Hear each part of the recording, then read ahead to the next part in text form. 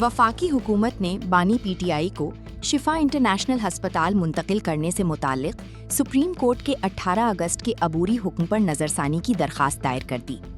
درخواست chief commissioner اسلام آباد کی جانب سے ایڈوکیٹ جنرل اسلام آباد کے ذریعے سے دائر کی گئی ہے۔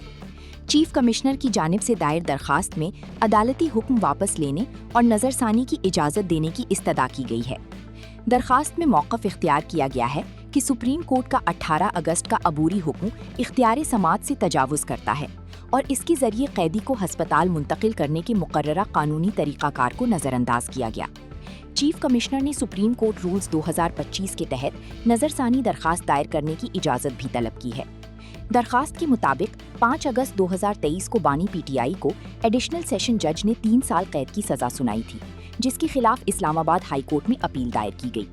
دورانی مقدمہ بانی پی ٹی آئی نے ضابطہ فوجداری کی دفعہ 561A کے تحت علاج کے لیے شفا انٹرنیشنل ہسپتال منتقل کرنے کی درخواست کی، تاہم اسلام آباد ہائی کورٹ نے 12 مارچ 2026 کو درخواست مسترد کر دی، جس کے خلاف سپریم کورٹ میں اپیل دائر کی گئی۔ چیف کمشنر کی درخواست میں پاکستان پریزن رولز 1978 کے رول 197 کا حوالہ دیتے ہوئے کہا گیا ہے کہ قیدی کو جیل سے باہر ہسپتال منتقل کرنے کا باقاعدہ قانونی طریقہ کار موجود ہے۔